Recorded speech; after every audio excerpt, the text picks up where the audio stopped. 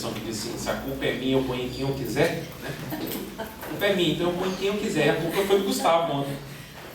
Ele colocou o relógio dele aqui, com quanto tempo depois você botou? 20 minutos. Depois eu descobri que eu falei 1h40, eu achando que eu tinha falado 1h15. Eu olhava o relógio, o celular aqui do Gustavo, estava 45 minutos. Peço perdão aí pelo avanço ontem do tempo. Hoje vai ser, nós vamos ter poder de síntese. Nós vamos falar hoje sobre... também. Continuo acreditando, né?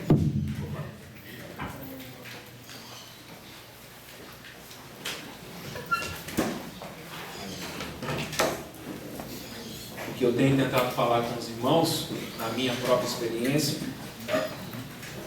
é que de alguns anos para trás eu tenho entendido que o Senhor Jesus, como já fomos lembrados e oramos hoje, Ele é incomparável a qualquer outra pessoa. Se há uma pessoa que você deva investir em se relacionar, é com o Senhor Jesus. Se a gente quisesse falar assim, vamos nos relacionar com o apóstolo Paulo, vamos nos relacionar com o apóstolo Pedro, vamos nos relacionar com Lutero, vamos nos relacionar com Santo Agostinho, impossível, eles já morreram. Ao Senhor Jesus, que vivo está, por meio do Espírito Santo dele, Ele deseja se relacionar comigo e com você hoje. E Ele é a pessoa mais importante desse universo. Então, o que nós tentamos falar ontem é que se você tivesse o privilégio de encontrar-se com uma pessoa muito importante, e essa pessoa você conseguiria agendar, suponhamos que fosse o presidente da República, provavelmente, até Guilherme está aí? Eu e Gui, uma vez eu fui conhecer ele é tio seu? Um tio do Guilherme, a gente foi conhecer ele, e ele é um tio do Gui, mexe com marketing político, e ele contou que uma vez ele teve uma audiência com a presidente Dilma Rousseff. Mas quando a pessoa vai para a audiência, já existe todo um protocolo onde a pessoa fala, ó, você tem 20 minutos com o presidente, você tem 15, você não vai chegar lá e ficar o dia todo. Um presidente, ou qualquer pessoa muito poderosa, ela tem vários filtros e vários caminhos ali que você percebe que não é tão fácil chegar na presença dela. Você tem que agendar com a secretária tem que confirmar um horário, dependendo da pessoa, você vai ter que confirmar com um assessor primeiro, vai validar a pauta. A pessoa fala assim, é isso que você quer falar comigo? Eu tenho interesse então de te receber, mas você tem 10 minutos para conversar comigo. E nós já iríamos soltando foguete, né? Nós acharíamos uma grande coisa. O que nós estamos dizendo é que o Rei do Universo, Ele tem todo o tempo do mundo para se relacionar com você. E Ele te convida a uma audiência na presença dEle eterna, que não se acaba e que não tem fim. E você pode descobrir esse segredo e levar esse segredo para o seu cotidiano. De você estar conectado no seu Rei, no seu Messias, no seu Senhor, o tempo inteiro. E você pode, por meio do seu Espírito Santo, ouvir a sua voz, ser admoestado, encorajado, aconselhado, ensinado pelo próprio Senhor de todas as coisas. A excelente notícia para a gente também é que o nosso Senhor é cheio de graça. Ele não é um Deus tirano, Ele não é um Deus que tem pensamentos tenebrosos, de crueldade conosco. Ele é um Senhor que tem pensamentos de amor. E esse é um trabalho que o nosso coração precisa fazer em direção à convicção de fatos que se não veem. A nossa fé precisa estar baseada nas coisas certas, para que quando chegar situações de medo, de pavor, de angústia, de dor, essas coisas não se percam do nosso coração. Então, apesar do que nós sentimos, apesar das coisas que nós percebemos, nós poderíamos falar assim, o Senhor é bom, eu tenho experimentado a bondade dEle. E essas coisas, elas geram alguma confusão no meu coração, mas alguma coisa que eu sei de uma forma muito clara, o Senhor é bom. E à medida que nós nos aproximamos do Senhor para nos relacionar com Ele, e à medida que nós vamos fazendo o que Ele ordena, fazer tudo o que Ele disser, nós começamos a experimentar novidade de vida, e nós começamos a encontrar sentido para o nosso viver. Porque, como Santo Agostinho, tem uma frase dele muito bonita, que ele diz assim: fizeste-nos para ti, e inquieto está o meu coração enquanto não se encontra contigo. Porque eu e você fomos criados para sermos de Deus. E nós estaremos sempre inquietos, sempre incompletos, enquanto nós não encontrarmos o nosso Criador. E esse Criador poderia ter um relacionamento de criatura e Criador. Mas vede que grande amor nos tem concedido Deus, ao ponto de sermos chamados seus filhos. Porque aquele que nos criou fala assim: não, eu quero ter um relacionamento com você de intimidade. Você agora será meu filho. Eu te darei um espírito de adoção. Você agora será da minha família. Meu relacionamento com você é um relacionamento de pessoal, íntimo e de muito afeto. Então o nosso desafio é conseguirmos distinguir as vozes que tentam nos levar para vários caminhos e estilos de vida. E perceber quem está por trás dessas vozes. Quem é que está por trás dessas insinuações? Quem é que está por trás destes conselhos? É como se alguém fizesse aqui, um dos engenheiros resolvesse criar um robô, e aí as pessoas vão montar esse robô e vão pegar peça por peça, chip por chip, fio por fio, conectar esse robô para, por exemplo, acordar ele de manhã. E a pessoa que cria esse robô um dia chega na casa dele e descobre que uma outra pessoa dessa casa pegou aquele robô para lavar a piscina. Falou: olha, esse robô está funcionando ali, ele está lavando a piscina, está funcionando, está uma beleza. E aquela pessoa que criou o robô, que sabe todas as peças daquele robô, que sabe exatamente como ele foi formado, que conhece as características, a ciência dos materiais ali, a resistência do material, que sabe tudo ali do robô, fala: olha, esse robô não foi feito para isso. Se você continuar limpando a piscina com esse robô, daqui a pouquinho vai enferrujar as peças, daqui a pouquinho vai estragar tudo. Esse robô não foi feito para isso. E só aquele que nos criou tem essa autoridade de falar para o ser humano: você foi feito para isso. Se você andar por outros caminhos, você vai se deteriorar. Essas coisas lá na frente vão se revelar inúteis, vãs. Você não está percebendo, mas você está se enferrujando por dentro. Você não está percebendo, mas você está evoluindo. Você está virando um ser humano bem diferente do ser humano que eu, como Criador, idealizei. Aí nós falamos: ô Senhor, eu quero ser um ser humano como o Senhor idealizou. Então para quem nós temos que olhar? Para o Senhor Jesus. Porque Ele é o ser humano perfeito. Ele é aquele que 3 vezes é registrado nos Evangelhos que o Senhor Deus fala: este é o meu Filho amado. Nele eu tenho o meu prazer. Quem é Elias? Quem é Moisés? Quando eles estão lá no Monte da Transfiguração, Pedro está lá, esfregando as mãos. Nós vamos fazer uma conferência nesse final de semana aqui, vai ser de arrebentar. Manda os convites aí para os irmãos da Judéia, da Galiléia, da Samaria, nesse final de semana, conferência com Jesus, Elias e Moisés. E Deus fala: não, há um ser humano que é segundo o meu coração. Há um ser humano em quem eu tenho todo o meu prazer: Jesus o Nazareno. Amém. Então, quando nós olhamos a vida do Senhor Jesus, Ele é o nosso gabarito. O Senhor Jesus é a nossa referência de humanidade. Amém. Nós olhamos a vida de Paulo, é claro que nós admiramos muito a vida dele, mas nós temos relatos, por exemplo, dele ter falado demais com o sumo sacerdote, pedido perdão depois. Não sabia, hein? Foi mal. Nós temos Paulo hesitando em algumas coisas, nós temos Paulo, mesmo reconhecendo que o Senhor tinha aberto portas de evangelismo, ele fala: não, nós temos apenas o Senhor Jesus como um homem perfeito, que nunca pecou, que ele conseguiu viver numa absoluta dependência de Deus, e tudo que ele fazia era com a anuência e com a comunhão com Deus. E aí o Senhor Jesus se revela para nós como o ser humano que Deus idealizou. Como Deus deseja que eu e você sejamos, nós temos que olhar para o Senhor Jesus. E esse é o convite que me parece que nós temos que fazer um para o outro, para nos livrar das ciladas da tradição, no mau sentido, para nos livrar da cilada da religião, no mau sentido, para nos livrar da cilada dos costumes no mau sentido, onde a gente começa a tentar decorar e acumular um determinado número de procedimento para que, se eu fizer essas coisas, eu estou bem. Né? Os presbíteros não vão achar ruim, meu pai não vai achar ruim. Se eu fizesse um monte de coisa aqui, eu vou estar sendo aprovado externamente. E o Senhor Jesus vai estar falando conosco: não é isso que eu quero para você. Porque a gente estava falando isso até ontem à noite no refeitório.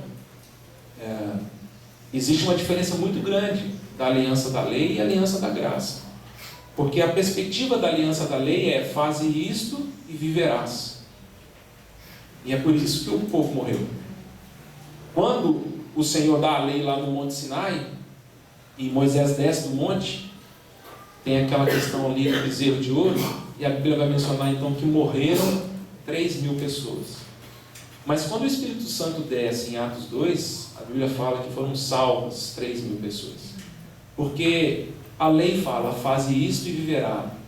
O Senhor Jesus, por meio da graça, fala: porque você vive, você faz isto. É bem diferente. É bem diferente. Eu não deixo de fazer alguma coisa pelo medo de não ser arrebatado. Isso não tem energia. Sinto te dizer. Porque o perfeito amor lança fora todo medo. O Senhor não quer que o nosso relacionamento com Ele seja um relacionamento de medo. O Senhor não nos chamou para... Porque o Senhor sonda o coração. Nós não sondamos, né? Então a gente pode olhar para uma pessoa levantando a mão, cantando bonito. Essa pessoa parece que está quente. Essa pessoa parece que está animada, né? Mas nós não conhecemos o coração. Da mesma forma, uma pessoa pode estar na cadeira, calado, quebrantado. Você olha ali, está lembrando dos pecados que fez na semana, né? Coitado, né? A gente não faz, a gente não consegue ter esses juízos. Quem tem é o Senhor Jesus. Ele que conhece os corações, Ele sabe quais são as nossas angústias. Ele sabe, e Ele sondou o coração de todos nós nessa manhã, quando nós cantamos que Ele era o Senhor. Talvez Ele fale assim: não, mas espera aí, você entende o que significa isso? Você acabou de falar que eu sou o seu Senhor, você tem certeza disso? E a questão do Senhor sondar nossa mente no nosso coração é que Ele quer nos convidar e nos levar a um relacionamento de amor com Ele. E eu falaria assim: olha, eu não vou fazer isso, não é porque eu não posso, não é porque se eu fizer eu vou ser preso, eu não vou fazer porque eu amo o meu Senhor. E eu não quero entristecê-lo, Ele é uma pessoa incomparável no meu coração. Quando eu me afasto dele no coração, eu experimento morte. Não é bom para mim. E quando eu deixo de fazer algumas coisas por Ele, eu experimento vida. Então eu não quero trocá-lo. E aí poderíamos falar igual o salmista, no Salmo 84, Senhor, um dia nos teus atos valem mais do que 1000 longe de Ti.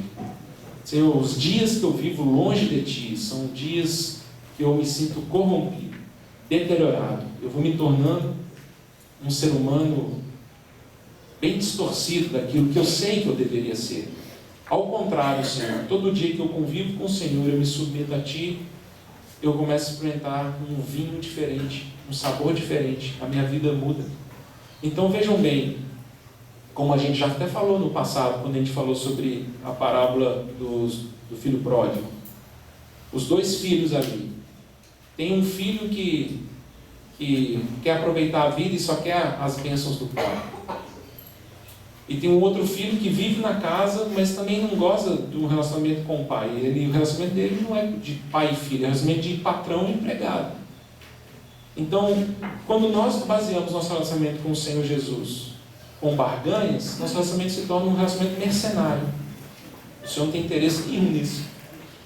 Mas também quando eu faço as coisas para Ele, para ganhar recompensa ou para não ser punido, o nosso relacionamento se torna um relacionamento de patrão e empregado, de senhor e escravo. O Senhor quer nos convidar a um relacionamento de amor. Noivo e noiva, que no futuro serão marido e mulher. A bandeira sobre nós é o amor. O meu amado, eu sou do meu amado e ele é meu. E eu desejo amá-lo e servi-lo. Eu lembro, Jojo, vira aí, né? Jojo, o Newton está lá no Cefet ainda? Professor de física? Não, né? 20 anos que eu estudei lá. Aí eu cheguei a fazer alguns anos de engenharia lá no Cefet e eu tive um professor de física 3.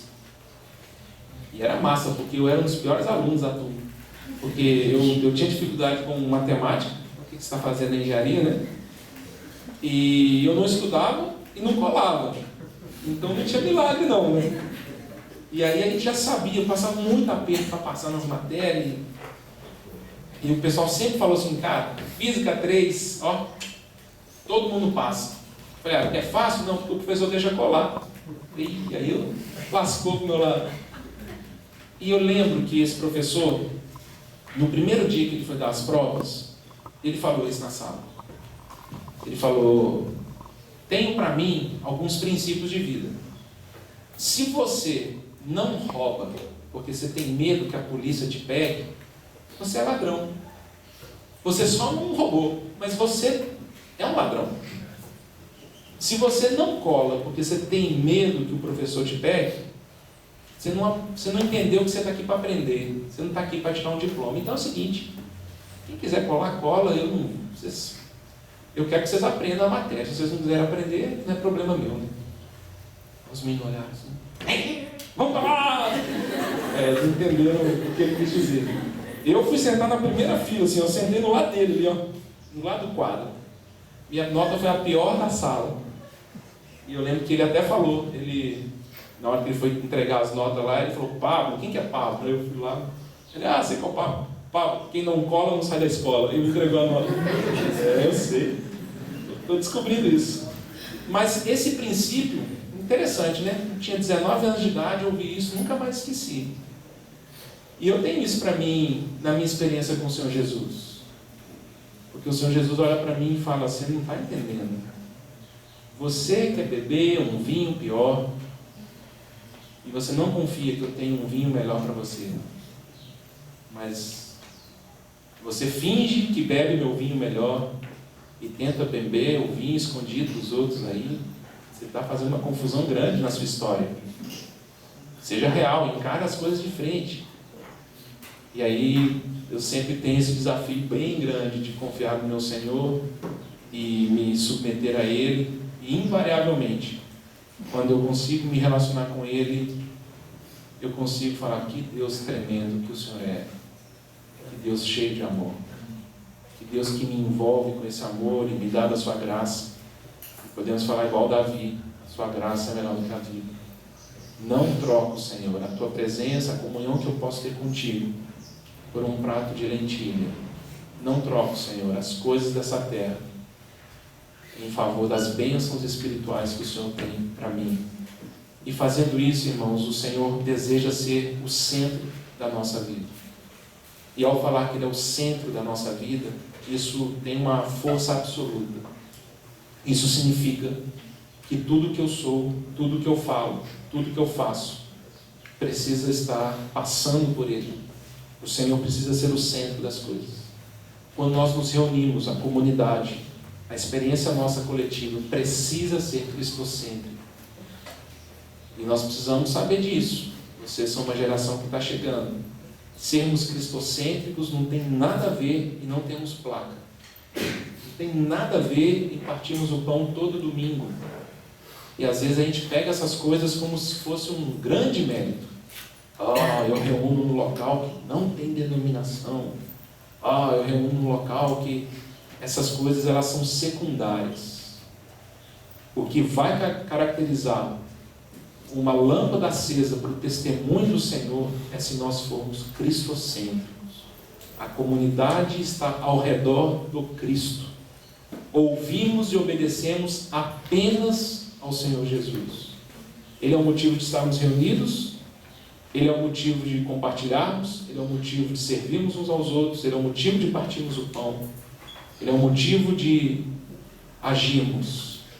E muitas vezes pode acontecer o Senhor Jesus deixar de ser o centro, e aí também o nosso testemunho se compromete muito. Então penso eu que o Senhor deseja reavivar essa obra em nós, e penso que o Senhor deseja se revelar. Porque quando nós vemos a Cristo, a nossa vida ganha um novo impulso. E nessa manhã eu gostaria então de falar desses 3 sinais. Ontem falamos de 2. O primeiro sinal foi a transformação da água em vinho. O segundo sinal foi a cura à distância daquele filho do oficial. O Senhor cura aquele filho, aquela pessoa toma posse de uma sentença que o Senhor Jesus, como Messias, fez, e isso trouxe uma transformação na vida dele. O terceiro sinal está no capítulo 5 de João. João, capítulo 5, versículo 1.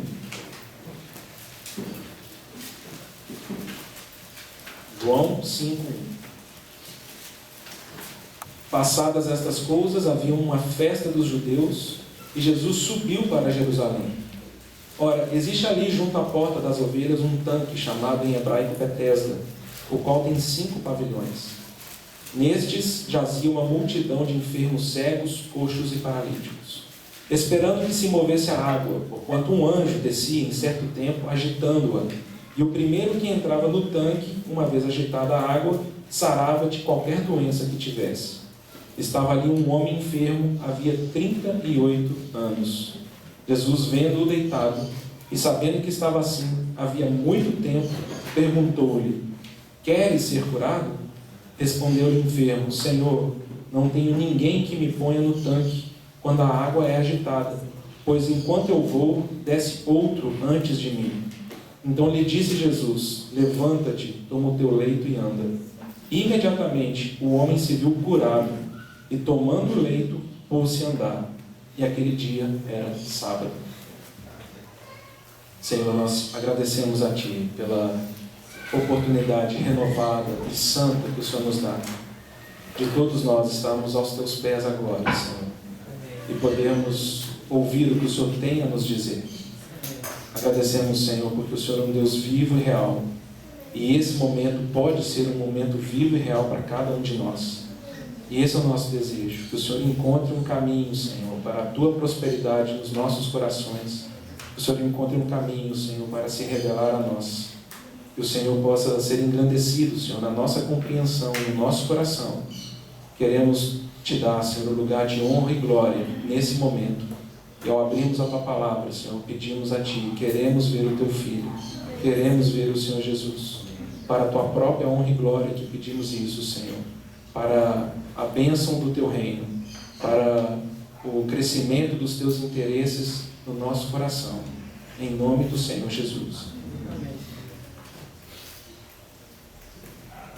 O Senhor Jesus, Ele chega nesse local aqui, nós também conhecemos bem a história, e Ele se depara com um ambiente muito estranho, né? É bem estranho esse texto, essa questão do anjo aqui, até na minha Bíblia está em colchete, não é muito claro se todas as versões têm essa questão. O fato é que existia um local ali em Jerusalém que era um pouco místico, onde as pessoas acreditavam que periodicamente naquele tanque um anjo descia, movia as águas, e quando isso acontecia, a primeira pessoa que entrava naquele tanque era curada do problema que tinha. Então tinha dezenas de mendigos, de coxos, de paralíticos, de cegos, de surdos, de mudos, tudo ao redor daquele tanque, olhando para aquele tanque, esperando o anjo descer para serem curados. O Senhor, Ele encontra um paralítico que está ali também, na expectativa de ser curado, e ele está lá há 38 anos. 38 anos, quase a minha idade, um pouquinho mais que 38. 38 anos, olhando para um tanque, esperando que o tanque fizesse um milagre na minha vida. E é interessante porque o Filho de Deus, o Messias, conversa com ele e fala: qual que é o seu problema? O meu problema é que ninguém me põe no tanque. O que você quer? O que eu quero é que alguém me ponha no tanque. E é paralítico, né? Que é uma covardia, porque se o anjo desce, na hora que o paralítico, o cego dança, né? Que ele não está vendo nada. Alguém me avisa, já foi, filho. Já entrou no tanque ali. Mas o paralítico também. O anjo desceu, vou levantar alguém mais esperto pulando o tanque. Impossível. Ele ia ficar mais os outros 38 anos nessa. Ele ia morrer ali. Por quê? Porque ele era paralítico. Ele estava paralisado. Ele não tinha condição de se mover. E toda a expectativa e esperança dele estava no tanque. O Messias, quando vem a essa terra, ele está falando para mim e para você: Para de olhar para os tanques. Eu tenho poder para te curar. Para de olhar para as coisas que você acha que você vai encontrar solução. Eu sou aquele que tem poder para falar, levanta e anda. E vou perguntar para algumas das meninas aí, cadê? Esther, ó. O pessoal em Belo Horizonte até baixou a cabeça ali, a Ana Luísa começou a escrever. Eu falei disso tem 3 semanas na reunião. Porque, aonde, irmãs, em qual referência do Velho Testamento que está? E cadê Esther? Escondido? Onde que está isso? Onde no Velho Testamento também tem 38 anos? Deuteronômio 2,14. Depois vocês olham lá, anota lá. Lá em Deuteronômio 2,14 diz que o povo de Israel ficou 38 anos no deserto esperando a geração morrer para poder entrar na terra prometida. 38 anos. Porque o que alguns estudiosos dizem é o seguinte: o Senhor levou o povo de Israel para o deserto. Quem levou o povo de Israel para o deserto foi o Senhor Deus. E o Senhor Deus, Ele queria durante um tempo passar suas leis, passar seus mandamentos, passar suas instruções, para que quando o povo de Israel entrasse na terra prometida, soubesse como eles deveriam proceder. Porque um dos grandes esforços de Jeová em Israel era: eu estou levando vocês para uma terra que vocês não viverão e andarão com os costumes deles. Vocês terão os meus costumes e as minhas leis. Vocês serão uma nação santa. Então, quando vocês chegarem nessa terra prometida, vocês não vão imitar os cananeus, os heteus, os jebuseus, os ezeus e os euseus. Vocês não vão imitar eles. Vocês andarão conforme as minhas leis. E alguns estudiosos, então, o Senhor leva Moisés para o Monte Sinai, passa 40 dias ali, dando suas leis. O Senhor, ele começa a trazer algumas instruções, e o Senhor, durante 2 anos, prepara esse povo para entrar na terra prometida. 2 anos. O povo chega, e nós temos aqui Números 13, quando eles mandam os vigias, os espias, lá para a terra prometida. Essa experiência dos espias chegarem na terra prometida e olharem e voltarem com relato, são 2 anos de caminhada no deserto. Não é lá no final, não, era bem no início. E quando o povo volta, eles falam, nós conhecemos a história, eles falam assim: ó, a terra é boa, mas o problema lá são os habitantes. Tu gigante, impossível. Apertando a tecla SAP aqui para João 5. Somos paralíticos, não tem como entrar no tanque. Nós vamos tentar entrar nesse tanque aqui e nós não vamos conseguir. E aí o Senhor, ele fica muito indignado com essa situação, e apenas Caleb e Josué que dão o testemunho de falar: se o Senhor falou que essa terra é nossa, essa terra é nossa. Vamos entrar lá, o Senhor nos entregou ela. Esses gigantes o Senhor vai nos dar de pão, nós vamos comer esses gigantes. Olha os sinais que o Senhor fez, olha como Ele abriu o mar, olha o maná que cai todo dia do céu, olha as codornizes que Ele nos deu, olha a quantidade de sinal. Gente, vocês estão comendo os gigantes? Estão comendo os gigantes. Vocês querem entrar, vocês entram lá, nós vamos entrar não. E o Senhor, então, Ele traz aquela sentença que nós conhecemos. Olha, Moisés, avisa o povo que toda geração que viu os sinais que eu fiz no Egito, nenhum deles entrará na terra prometida. Nenhum. Todos aqueles que viram o meu poder e agora estão duvidando, eles não entrarão na terra. Conhecemos até a história, porque Moisés, quando relata isso para o povo, não, nós nos arrependemos, mas eles tentaram ir lá na terra. E Moisés não faz isso, porque o Senhor já falou. Eles tentam entrar na terra por conta própria, levam uma surra, morrem um monte de volta. E aí, irmãos, Israel fica 38 anos no deserto, esperando que aquela geração morresse. E para nós fica fácil então fazer essa conexão, né? 38 anos daqui, 38 anos de lá. E é como se eu e você em algumas experiências das nossas vidas, a gente tivesse alguma coisa que consegue ganhar o nosso coração, aonde a gente pensa que se tivermos aquilo, estaremos livres de paralisias. E nossos olhos e nossa atenção então se foca no tanque. Eu penso que à medida que vocês envelhecerem, esse tanque vai ganhar muita força. A gente é mais novo, não sei. Eu com 14, 15 anos, acho que o que eu queria era ter um tênis novo. Eu tinha ambições e desejos muito menores, mas a gente vai envelhecendo, a gente já começa a olhar para trás e começa a ter muito machucado e cicatriz no coração. E a gente já começa a falar, minha vida seria diferente se não tivesse acontecido isso. E a gente fala, mas você vai ficar paralisado por causa disso? O que aconteceu, não tem jeito mais de mudar.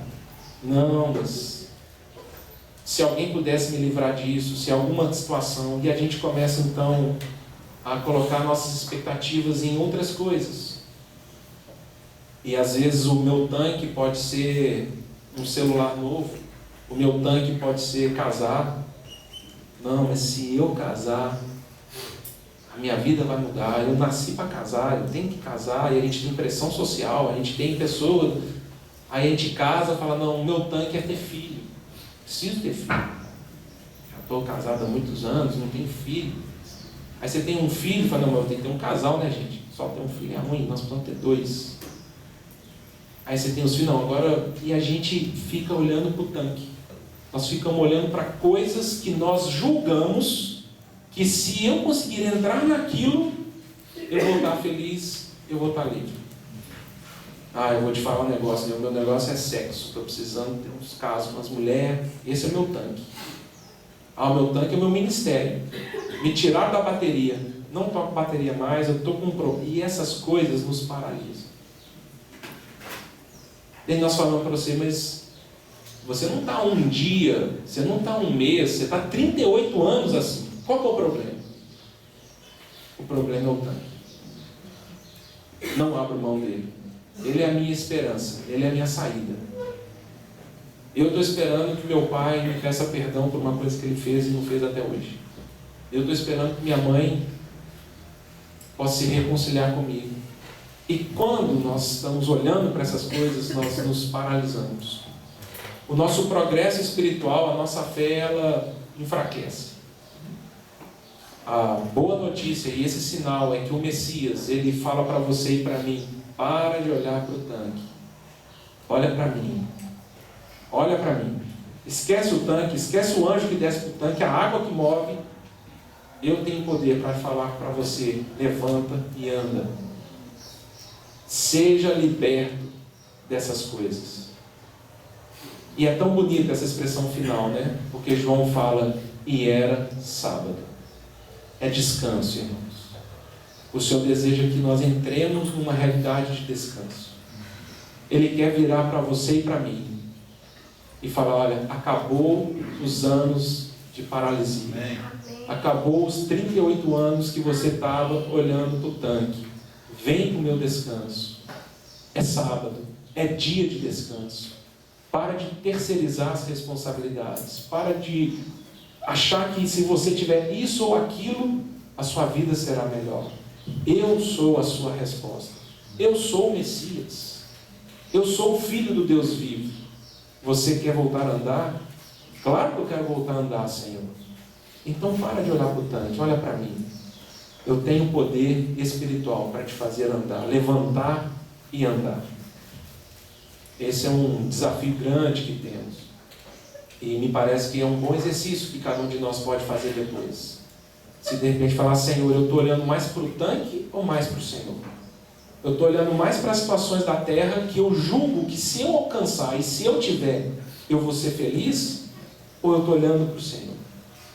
O Messias fala para mim e para você, para de olhar para o tanque. Para de olhar para essas coisas. Olha para mim. E ao olhar para mim, eu vou te livrar de toda paralisia. E você vai entrar no meu descanso. E fazendo essa comparação com Israel no deserto, Senhor vai tirar a gente desses 38 anos de paralisia e vai nos levar para uma terra que mana leite e mel, para o descanso de Deus, para a capacidade de falar: que tanque o quê, cara? Eu tenho o Messias. E essas coisas, que são essas coisas perto do Senhor Jesus? Eu quero o Senhor Jesus. Próximo sinal, João capítulo 6.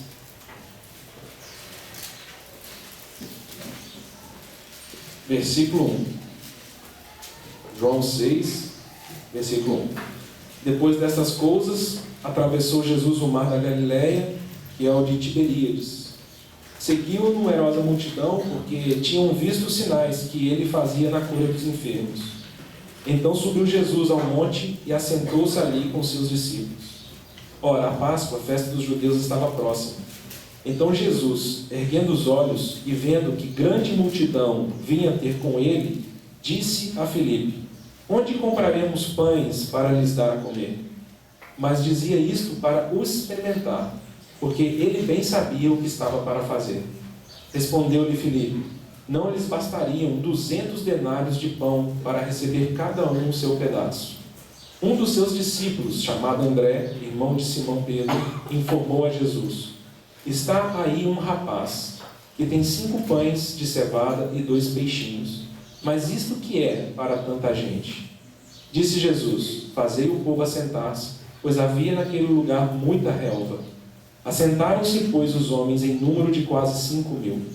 Então Jesus tomou os pães e, tendo dado graças, distribuiu-os entre eles, e também igualmente os peixes quanto queriam. E quando já estavam fartos, disse Jesus aos seus discípulos: recolhei os pedaços que sobraram, para que nada se perca. Assim, pois, o fizeram, e encheram 12 cestos de pedaços dos 5 pães de cevada que sobraram aos que haviam comido. Vendo, pois, os homens o sinal que Jesus fizera, disseram: este é verdadeiramente o profeta que devia vir ao mundo. Este sinal, que nós chamamos de multiplicação dos pães, ele é o único sinal que aparece nos 4 evangelhos. Então, os 4 evangelhos vão mencionar e relatar essa alimentação milagrosa que o Senhor fez. E é muito enriquecedor se a gente depois ler os 4 evangelhos, como que cada um deles se completa. O que eu gostaria de deixar para vocês considerarem, e esse é um sinal precioso, porque me parece que o Messias também dá um sinal para nós, falando o seguinte: percebam que eu, como Messias, eu também uso as pessoas para alimentar pessoas. Eu, como Messias, um sinal que eu dou para vocês é que vocês não estarão sozinhos nessa caminhada. Pessoas vão te alimentar. E aí eu queria convidar você a pensar nesses 2 lados da mesma moeda. Porque o Senhor, como Messias, ele se manifesta de muitas formas na nossa caminhada. E essas milhares de pessoas que comeram e se fartaram, elas puderam fazer isso porque um rapaz se dispôs a dar o que ele tinha. E o pouco que ele tinha, ele entregou nas mãos do Senhor. Se esse rapaz não tivesse entregue o que ele tinha, o Senhor não tinha esse material para trabalhar e abençoar o próximo.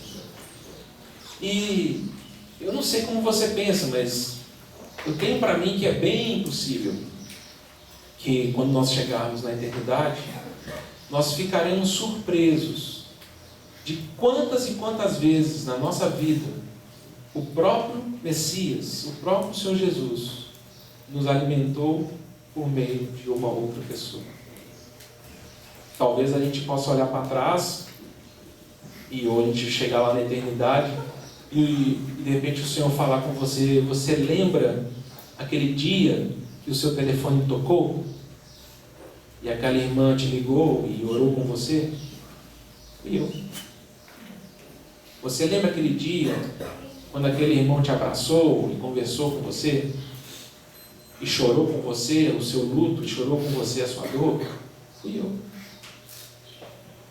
Você lembra aquele dia que aquele irmão, aquela irmã veio e puxou sua orelha e falou para você: não entre nesse caminho de morte, não faça isso. Fui eu. Eu, como Messias, eu uso as pessoas para alimentar pessoas. Esse é um exercício muito importante que penso eu que nós deveríamos fazer.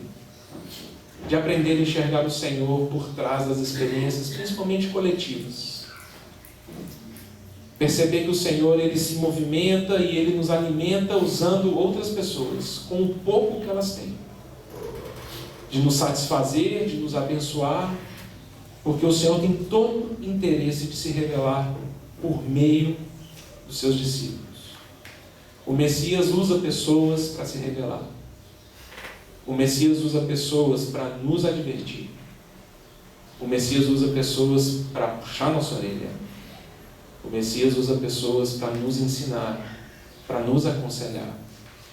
E é igual aquela piadinha que eles fazem do cara que estava num prédio que começou a pegar fogo. Vocês devem conhecer. E as pessoas começaram a sair e falou assim: não, vamos embora. Ele falou: não. Eu creio que Deus tem poder para me salvar desse incêndio aqui.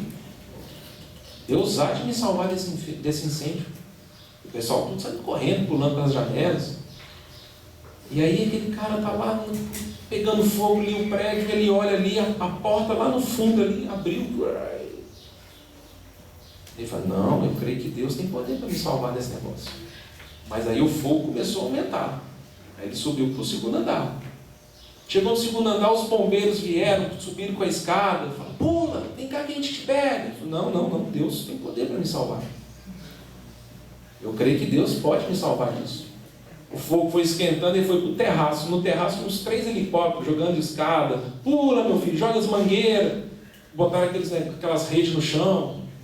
Vocês são tudo incrédulos. Deus tem poder para me salvar. E ele virou churrasco, ele morreu queimado. Chegou lá no céu e falou: pô, Deus, decepcionado aí com o Senhor, viu? Eu achando que o Senhor ia me salvar, e virei torresmo. Ué, então o Senhor fala assim: mas eu falei, eu te dei conselho no meio das pessoas, você não foi.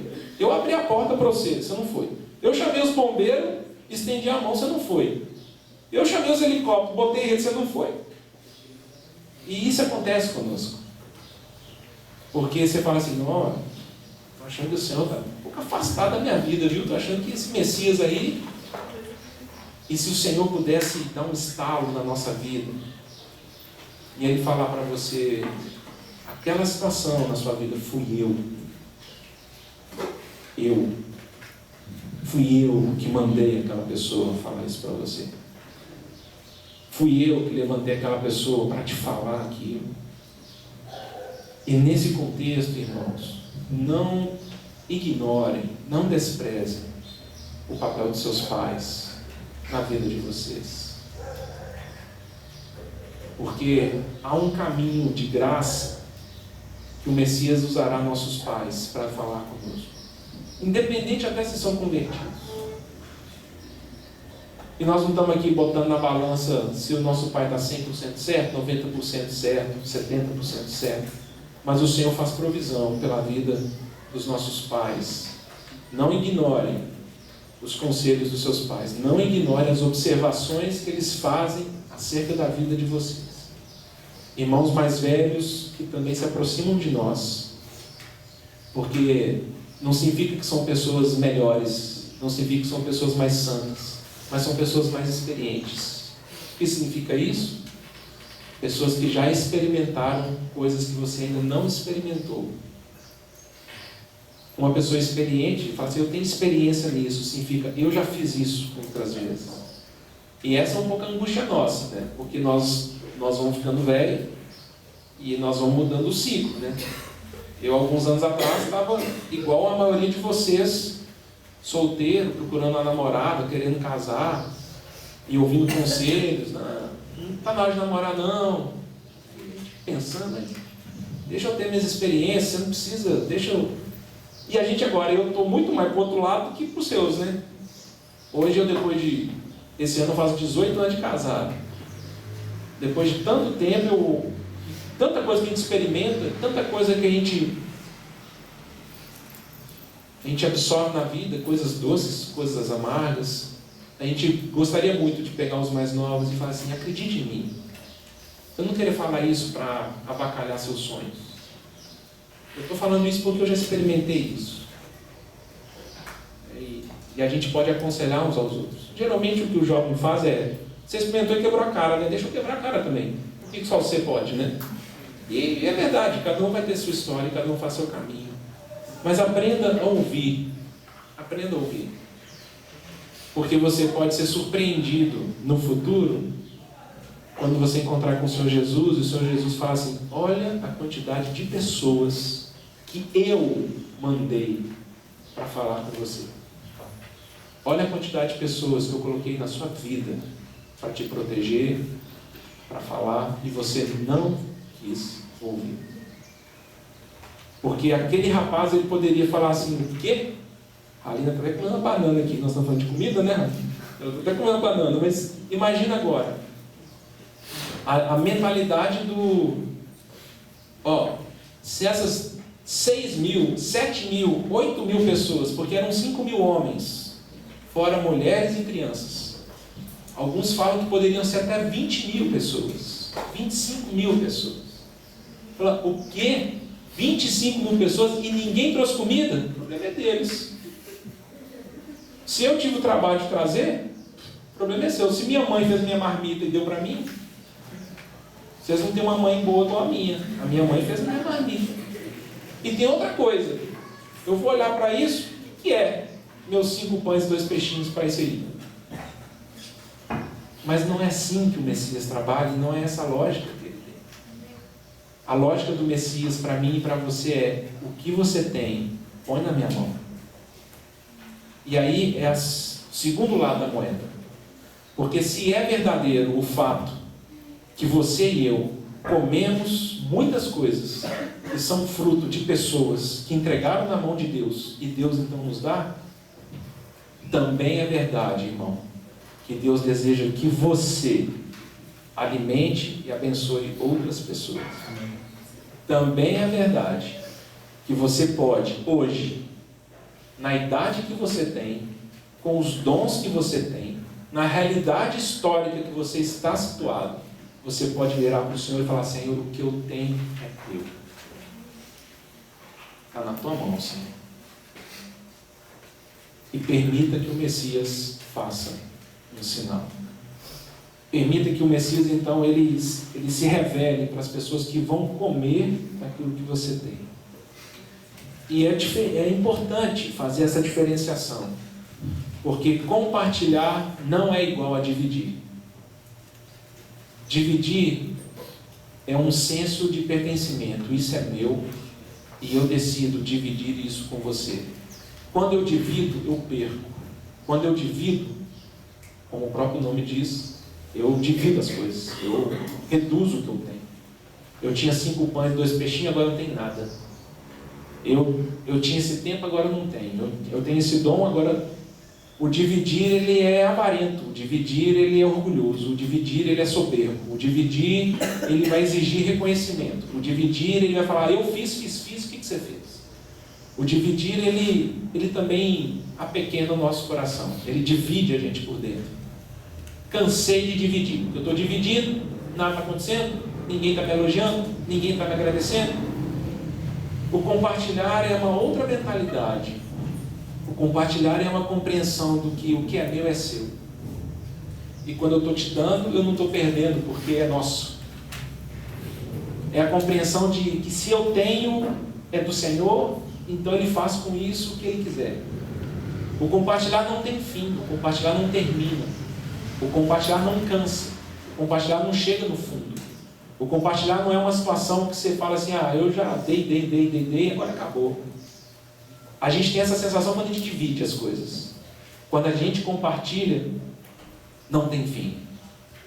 O Senhor consegue tirar de um cestinho de pães, Ele consegue tirar comida para 20 mil pessoas e ainda sobra.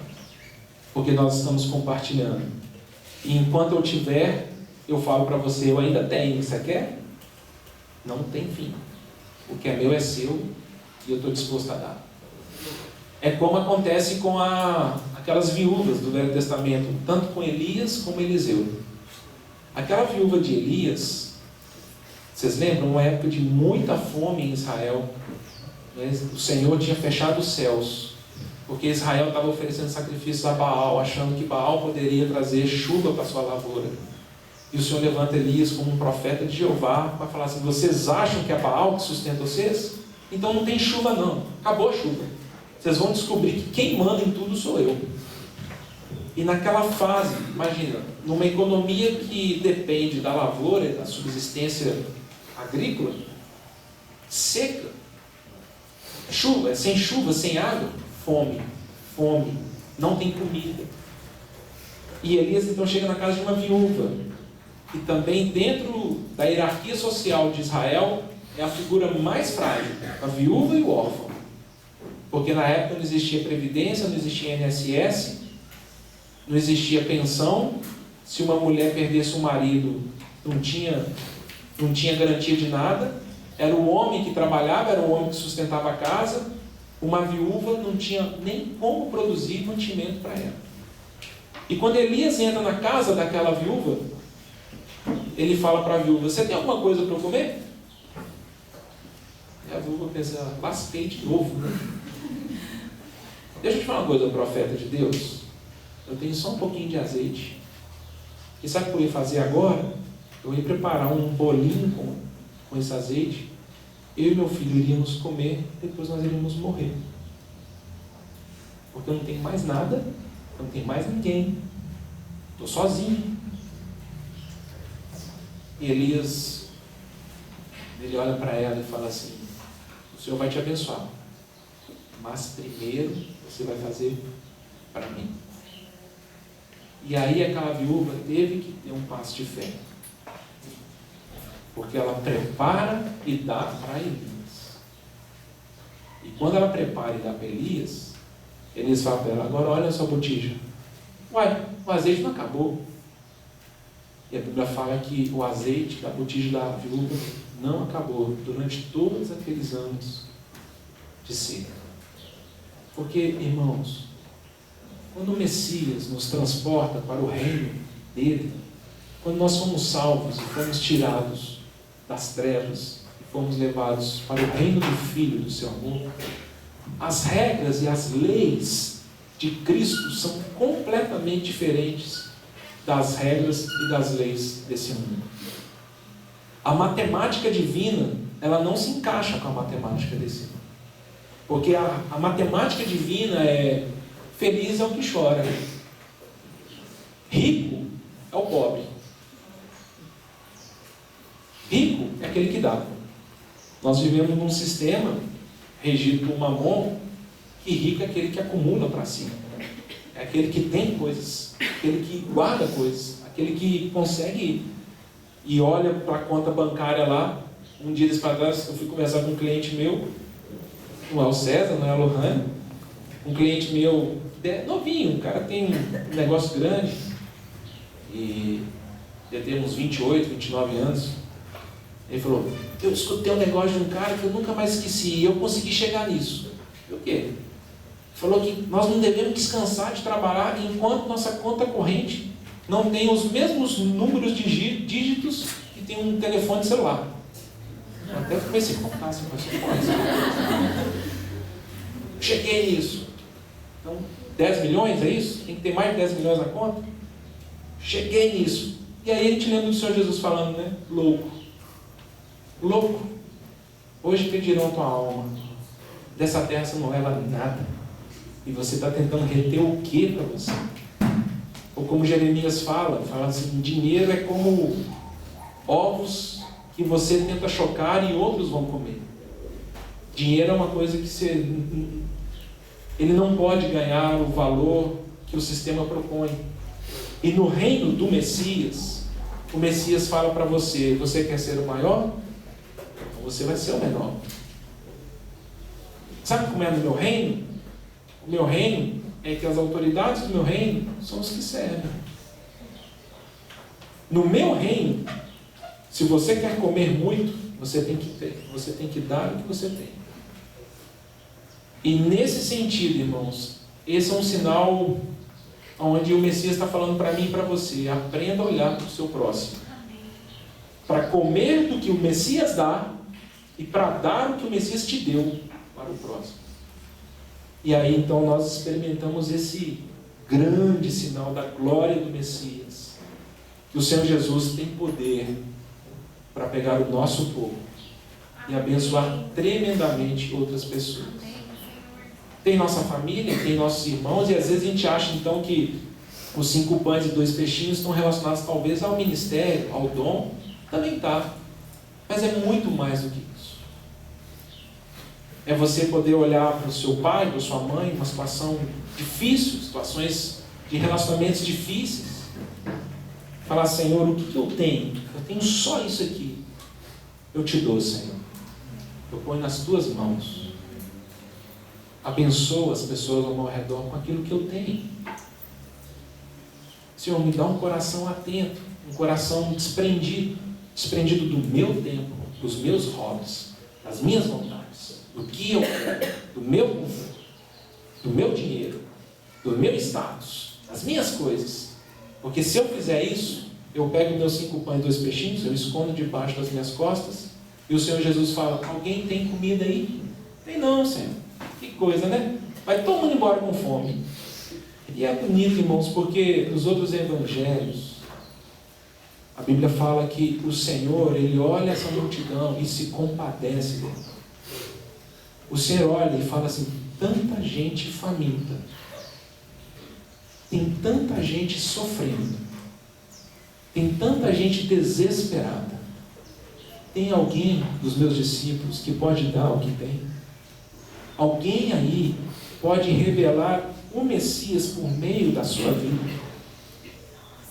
E aí um jovem levanta a mão e fala: eu só tenho isso aqui, ó. E o Senhor fala: o pouco que você tem na minha mão é muito. Me entrega, que eu tenho o poder de abençoar as pessoas. Eu estava lembrando, vindo até para cá, pensando nisso. Algum tempo atrás, alguns meses atrás, eu recebi no meu WhatsApp um irmão me dando um sermão. Eu vou dar uma dica para vocês: não façam isso. Discutir relacionamento via WhatsApp é o fim, né? Já viu igual o namoro? A menina liga para você e fala assim: precisamos conversar. Aí você fala assim: tá bom, mas agora não. Por que você me ligou? Não, depois. Não é maldade, né? Nós precisamos conversar. E não quer conversar? Não espera a hora que a gente vai poder conversar para falar que você quer conversar. Aí você começa a sofrer. Precisamos conversar. Pode falar, mas agora não pode. Você me avisa. E aí esse irmão me mandou um WhatsApp. Era um domingo. A gente tinha almoçado no local de reunião e tal. Vi um WhatsApp do irmão lá, tipo umas 5 horas da tarde. Aí eu li o WhatsApp assim: que legal. Virei assim, foi. O irmão me deu um sabão. Eu tinha feito uma piadinha com ele, ele não tinha gostado e... muito me impressiona um presbítero brincar assim. Falei: vai ficar assim não, mano. Liguei pra ele. Dava desligar o telefone. Nossa. Cada 15 não ligar pra ele. Caixa postal. E, bicho, eu vou pegar esse carro, vou lá na casa dele. Eu vou lá, soco na cara dele. Eu me achando super injusto no processo. Falei: não, ele entendeu tudo errado, cara. O cara estressou, né? Entendi, não. Aí eu falei: vou mandar um WhatsApp para ele respondendo esse negócio aqui. Na hora que o sinal dele entrar lá, ele vai ver, né? Já era tipo 9 horas da noite. Falei: hoje já não vai dar para conversar mais. Aí, vamos lá, vamos começar. Muito me impressiona a sua atitude. Não, acho que... Ô rapaz, você é doido de falar não. Aí eu falei assim: quer saber? Deixa eu tentar entender o lado dele. Estava difícil de tentar entender. Falei: deixa eu entender qual que foi a indignação desse cara. Falei: é o seguinte, mandei a mensagem para ele: irmão, você tem toda a razão. Brincadeira de mau gosto, né? Me perdoa, viu? Olha, eu te desejo uma semana maravilhosa. Que o Senhor te abençoe, que essa semana seja ótima. Que o Senhor esteja contigo. Somos um no Senhor. Quando a gente encontrar pessoalmente, a gente vai ter a oportunidade de se abraçar. No dia seguinte, recebo mensagem dele. Não, irmão, eu tenho que te pedir perdão. Você é o melhor presbítero do mundo, irmão. Pode brincar comigo. Eu estava estressado, briguei com minha mãe, briguei com meu filho, briguei com minha irmã, briguei com minha esposa. Eu estava errado, nem sei porque eu falei isso com você. Mas eu pensei, gente, a gente podia ter começado uma guerra ali, porque a gente não falou, Senhor Jesus, o que eu tenho está aqui, ó. O que o Senhor quer que a gente faça? E aí, nós que estamos em Belo Horizonte estudando Romanos 12, a gente vê que o Senhor fala, você quer saber o que eu quero que você faça? Eu quero que você aprenda a abençoar aquele que te persegue. Eu quero que você aprenda a abençoar aquele que te amaldiçoa. Eu quero que você aprenda a chorar com os que estão chorando. Eu quero que você aprenda a sorrir com os que estão sorrindo. Eu quero que você aprenda a ser hospitaleiro. Eu quero que você aprenda a amar os outros. Eu quero que você não pague mal com mal. Eu não quero que você vingue. É difícil para nós, né? Aí a gente entrega as coisas para o Senhor Jesus, aí a gente escuta isso e fala, então me devolve, porque assim eu não quero. Desse jeito não. E quando a gente fala de você poder dar isso para o Senhor Jesus, tem detalhes muito pequenos que podem dar de comer para o próximo. Um sorriso, um bom dia, um pedido de perdão, que o Espírito Santo quer falar e trazer essa sensibilidade para a gente. Aquele vai lá e conserta, né? Piadinha ali, você deu uma humilhada na pessoa, você aproveitou aquele momento ali para... Falou assim, o senhor tem razão. E aí, irmãos, a gente acha que é tão pouco, a gente acha que é tão pequeno, e quando a gente percebe, o Senhor alimenta as pessoas ao nosso redor. Esse é um sinal importante da gente não desconsiderar. Não desconsidere, deixa eu reforçar isso. O Senhor Jesus tem total interesse de falar ao seu coração e Ele vai usar muitas pessoas em diversas situações para se revelar a você. Ajusta mais a sintonia dos seus ouvidos com o Senhor. Até mesmo nas situações que nós não entendemos, o Senhor deseja falar. Até nas situações que a gente acha que são absurdas. O nosso Senhor está por trás dela, falando, eu quero falar com você. E o Senhor, pela graça dele, Ele levanta sempre pessoas para nos dar de comer. E saiba disso. Se existem pessoas na sua vida que te abençoam por meio de Cristo, é porque essas pessoas têm pego o pouco que elas têm e dado ao Senhor. E isso faz muita diferença na nossa história. Terceiro e último sinal de hoje. Versículo 15, João 6. Continuação do texto. Sabendo, pois, Jesus que estavam para vir com o intuito de arrebatá-lo para o proclamarem rei, retirou-se novamente sozinho para o monte. Ao descambar o dia, os seus discípulos desceram para o mar. E tomando um barco, todo mundo achou aí? Thaís. Daniel. Ao descambar o dia, versículo 16 do capítulo 6. Ao descambar o dia, os seus discípulos desceram para o mar. E tomando um barco, passaram para o outro lado, rumo a Cafarnaum. Já se fazia escuro e Jesus ainda não viera ter com eles. E o mar começava a empolar-se, agitado por vento rijo que soprava. Tendo navegado uns 25 a 30 estádios, eis que viram Jesus andando por sobre o mar, aproximando-se do barco, e ficaram possuídos de temor. Mas Jesus lhes disse, sou eu, não temais. Então eles, de bom grado, o receberam, e logo o barco chegou ao seu destino. Esse sinal que fala ao coração, eu deixo para os irmãos considerarem, é que o Messias, ele trabalha em uma dimensão metafísica, além das coisas que nós apalpamos, pegamos ou percebemos. Eu não sei, alguém poderia tentar me explicar depois, o que aconteceu fisicamente para o Senhor andar sobre as águas. Eu não consigo entender. Ou quando o Senhor atravessa as paredes, ou como... Na verdade, quase nada a gente entende, né? Como que ele consegue fazer que 5 pães alimentem 20 mil pessoas, também a gente não consegue entender. Mas esse é um sinal interessante, porque O que eu acho que o Messias está querendo dizer para mim e para você é: eu, como Messias, como Filho de Deus, tenho leis e tenho poder que ultrapassam as coisas naturais dessa vida. E vocês precisam se exercitarem para dentro dessa realidade. Essa história aqui, eu fico imaginando, esse é bem legal. Seria igual o filme que a gente fica vendo. O Senhor ele fica, o Senhor multiplica os pães, o Senhor alimenta as multidões. Aí ele vira o SUS lá do pessoal, né? Ele vira a cesta básica, Bolsa Família.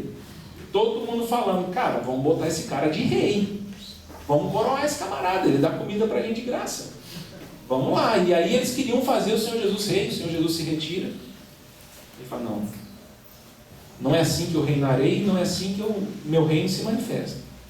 Ele se retira e fala para os seus discípulos: vocês pegam o barco, vocês cruzam, que eu vou encontrar com vocês no outro lado. Marcos diz que o Senhor sobe ao monte e começa a orar. E Marcos diz que o Senhor Jesus começa a ver que o tempo vai passando, e aquele barquinho, por causa das tempestades e por causa do vento, que era contrário, ele começa a ver que os seus discípulos estão passando muito aperto. E só na última vigília da noite que o Senhor ele vai até eles. Então essa última vigília é entre 3 e 6 da manhã. É aquela hora mais escura da noite, antes do sol nascer. E os discípulos estão ali a noite inteira, remando, e não conseguindo sair do lugar. E aí eu fico imaginando, né, se o Senhor chegasse ali na beira do mar ali, e visse, e se tivesse alguém no lado dele, pudesse falar para ele assim: Senhor, se a gente tivesse o cajado de Moisés para abrir o mar, hein? Ia ser doido. Se a gente tivesse a arca da aliança com os levitas para botar o pé e abrir, eu imagino que o Senhor olharia para ele e falaria assim: mas quem disse que eu preciso disso? Eu sou o Filho de Deus. Todas as coisas estão sob o meu comando. Eu ando sobre os ares. Não há nada que é maior do que eu. Não há nada que possa prevalecer contra as minhas leis, contra as minhas regras. E isso me fala de batalha espiritual. Isso me fala das lutas que temos espiritualmente. E a dificuldade que nós temos de perceber as coisas espirituais. O que o Senhor, na minha ótica, está nos mostrando ali é: não olhe para a água, não olhe para as coisas físicas. Eu tenho controle sobre todas elas. Não se preocupe com o PT, não se preocupe com a crise financeira, não se preocupe com o PSDB, não se preocupe com essas coisas. Essas ondas, essa tempestade, eu ando sobre elas. Eu estou acima de todas elas. Essas regras, essas leis não vêm sobre mim. Eu sou de um reino e eu sou de uma dimensão que estou acima de todas elas. Eu não sei vocês, mas realmente, lendo o Velho Testamento, tem muita coisa fantástica. A gente lê Daniel, por exemplo, que livro fantástico. Porque é um livro que é como se destrancasse a janela e abrisse um pouquinho uma fresta para a gente ver o espiritual das coisas. E nós vamos perceber então que não há reinos e não há potestades nessa terra que tenham qualquer tipo de governo sem autorização do Altíssimo. Inclusive a maior expressão, né, que aparece em Daniel. Em Daniel não tem a expressão Jeová, porque ali é a manifestação de Jeová entre os gentios, no exílio de Jerusalém. Então nós vamos ter expressões ali como é o Elion, o Deus Altíssimo. É Deus falando assim: eu estou acima de tudo, estou acima de todas as coisas. Israel faz parte dos meus propósitos, mas meu propósito se estende sobre todo o planeta. E quando Daniel ouve, e eu fico tentando imaginar, né, quando pelo menos 3, 4 vezes em Daniel tem essa expressão dos vigilantes do Altíssimo, né? O que deve ser esses vigilantes do Altíssimo? E aí fala: ouvi sentença dos vigilantes, ou do vigilante. Aí o vigilante fala: Nabucodonosor, você está achando que esse império, esse reino seu é fruto do homem?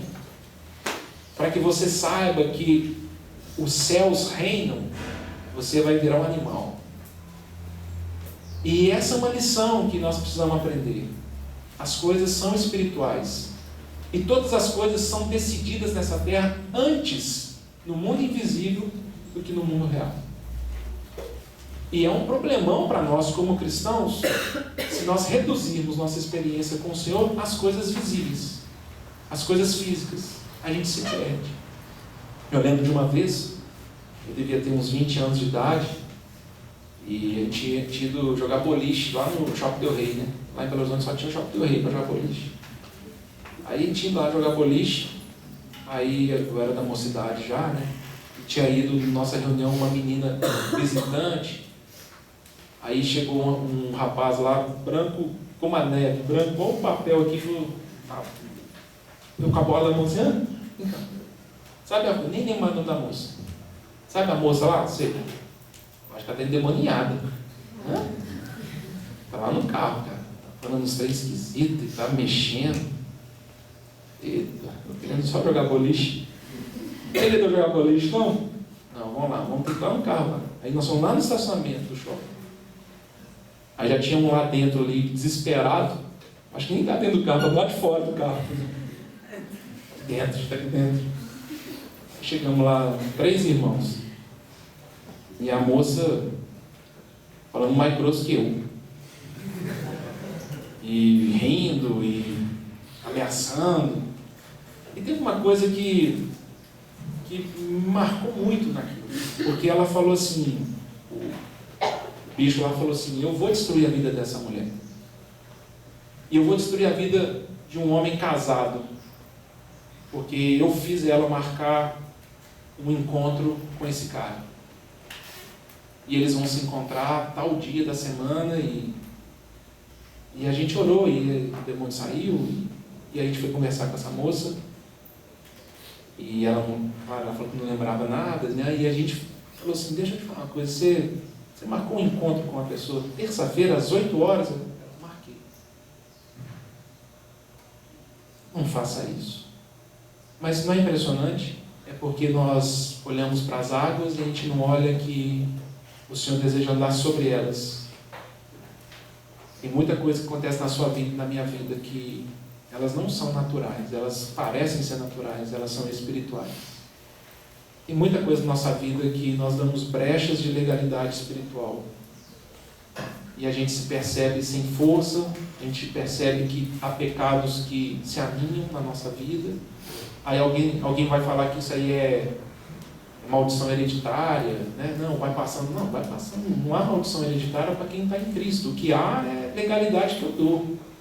Eu autorizo que essas coisas me toquem. Eu autorizo que esses espíritos me dirijam. E o que o Senhor está falando comigo, com você, é, para com isso. Eu estou acima de todas essas coisas. Aprenda a enxergar as coisas com as leis espirituais, não com as leis físicas. Porque também temos lá, acho que é só Mateus que menciona, dentro dessa história, o bocudo do Pedro. Ele fala, se o Senhor é o mestre, me manda aí para ir, para ver se é. E mais do que fantástico o Senhor andar sobre as águas, é Pedro andar sobre as águas.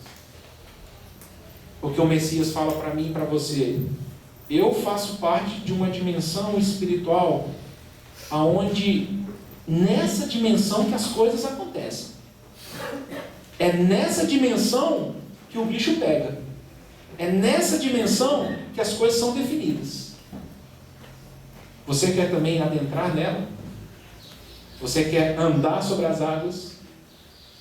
Você quer viver uma vida que é absolutamente espiritual e é um susto para as pessoas naturais, que é uma aberração para os incrédulos?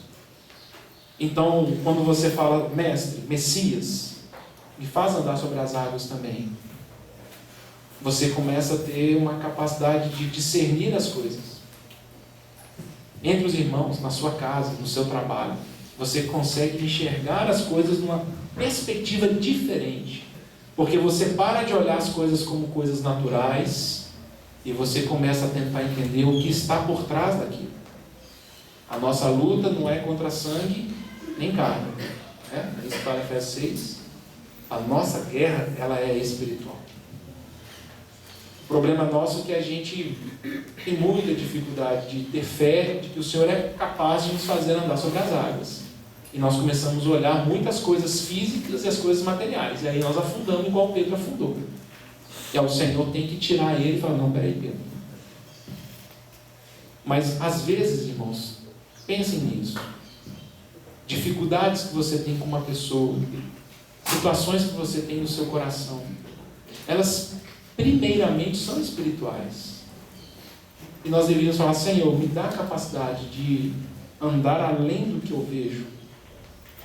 Eu quero ser um milagre ambulante nessa terra. Eu quero começar a tentar entender que tipo de espírito está por trás disso, que tipo de situação está por trás disso. Então, parece que ontem também no jantar lá, eu falei Game of Thrones ontem de novo. Alguém me falou que ano passado eu falei Game of Thrones de novo. Eu não tenho nada contra Game of Thrones, não. Nunca via. Eu acho que é um lixo, porque tudo que já ouvi falar, e eu falei até para os meninos ontem quando a gente estava jantando, eu falei, se um incrédulo vira para mim e fala assim, não, é pesadaço, cara.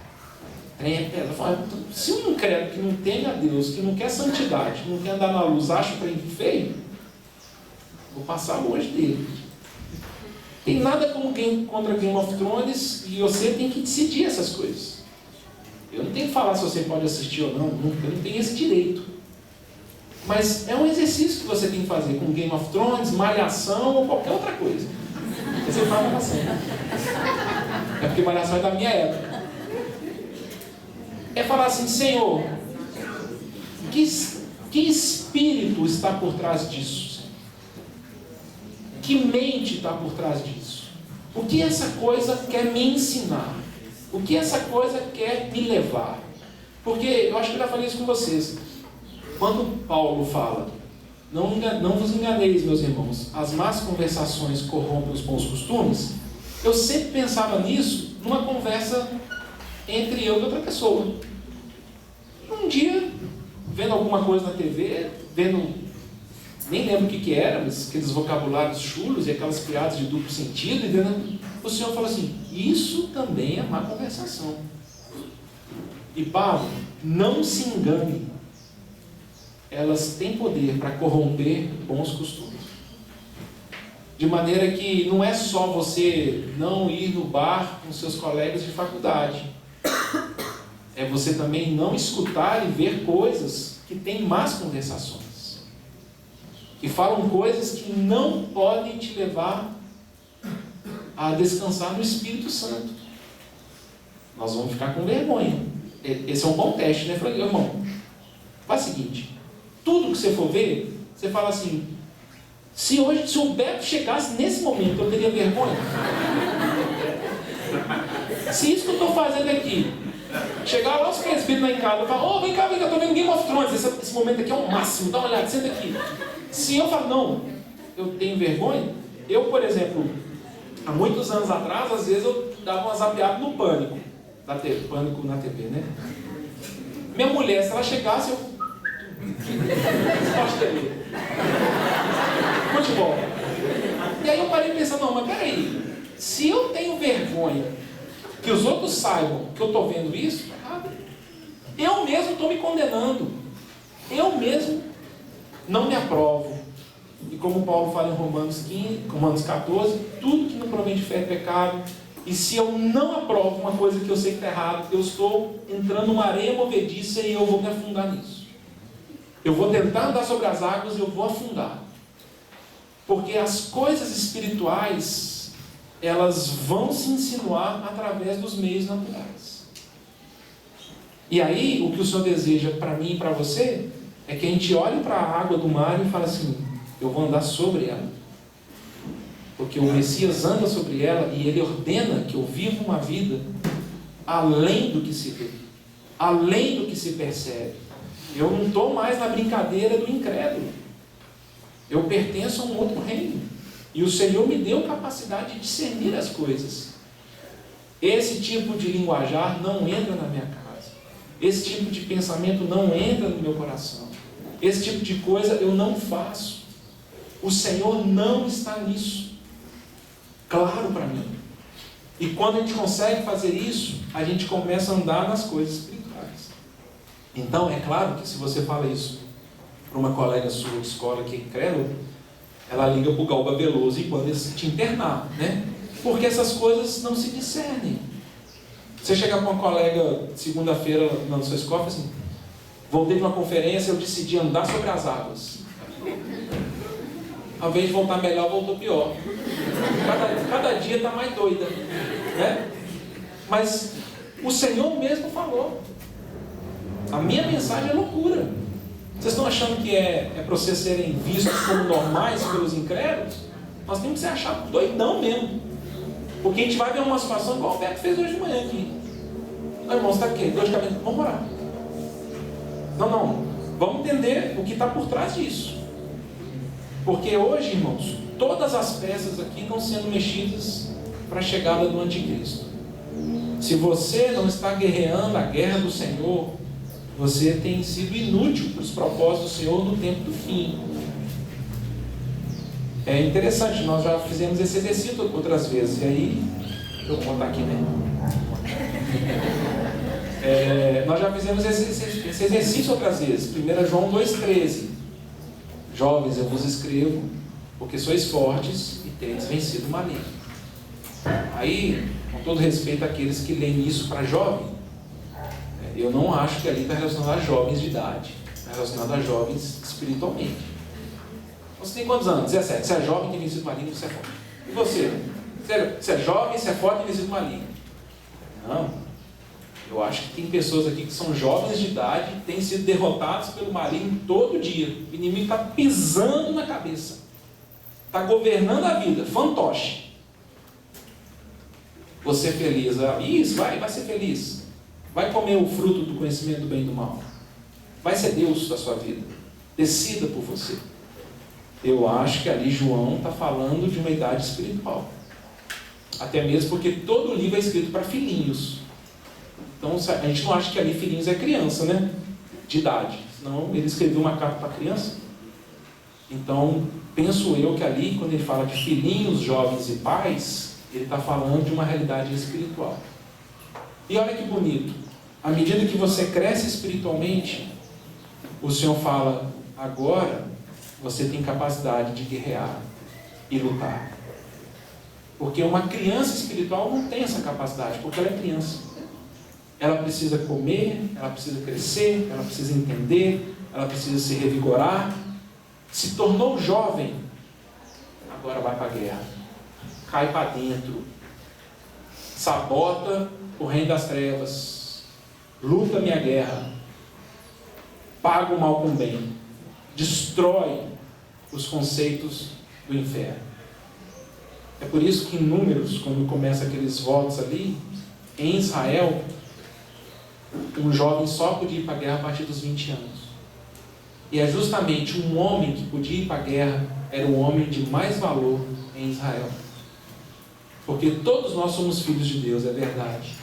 Mas o Senhor deseja que nós cresçamos, e o Senhor deseja que nós falemos para o Messias, Messias, deixa eu andar sobre a água. Não quero ficar no barco com medo. Eu não quero ser criança espiritual para sempre, Senhor. Eu quero guerrear a tua guerra, Senhor. Eu quero ir para o campo de batalha. Eu quero destruir as obras do inferno. Senhor, eu quero ouvir tua voz para eu andar sobre as águas também. E quando isso acontece na nossa vida, a gente começa a discernir as coisas. Essa voz não vem dos céus, essa voz vem do inferno. Esse convite não vem do meu Deus, esse convite vem do mal. Esse caminho não é caminho de vida, é caminho de morte. Enquanto essas coisas não forem claras para nós, infelizmente não podemos guerrear. Somos crianças. Menino de 10 anos de idade, se eu botar uma armadura nele, botar um escudo, um capacete, ele cai para trás e não consegue andar. Igual tartaruga virada. É só aquele que se fortalece. E é por isso que Paulo fala para Timóteo, na sua última carta: participa dos meus sofrimentos como um bom soldado de Cristo. Mas Timóteo, guarda no seu coração, nenhum soldado em serviço se envolve em negócios deste mundo. Porque o seu único objetivo é satisfazer aquele que o arregimentou. O soldado, quando está lá no meio da trincheira, levando tiro, ouvindo tiro, tendo que lutar, ele não vira para o outro e fala assim: será que o galo ganhou? Como estão as coisas, né? Você está sabendo que vai ter uma balada doida sexta-feira, e o soldado, ele não se envolve com os negócios dessa vida. Ele está na guerra, tentando entender qual que é o papel dele e o que ele tem que fazer para que o general, o Senhor Jesus, possa prevalecer. A minha oração para a minha vida é que eu possa ser um soldado sempre. Eu vou desperdiçar a minha vida nessa terra se eu não for achado útil para o Senhor.